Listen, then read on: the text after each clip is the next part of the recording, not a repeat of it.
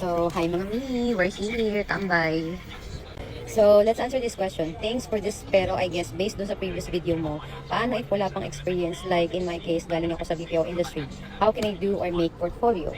Okay, for example, wala kang experience if you want to become a virtual assistant, wala kang experience doon. But, you have experience in BPO industry. That means, meron kang similar na pwede mong i-apply sa pagiging virtual assistant. Since may BPO experience ka na, so pwede mong magamit doon yung technical skills na meron ka, may mga tools na ginamit mo na pwedeng ginagamit din ng mga virtual assistant.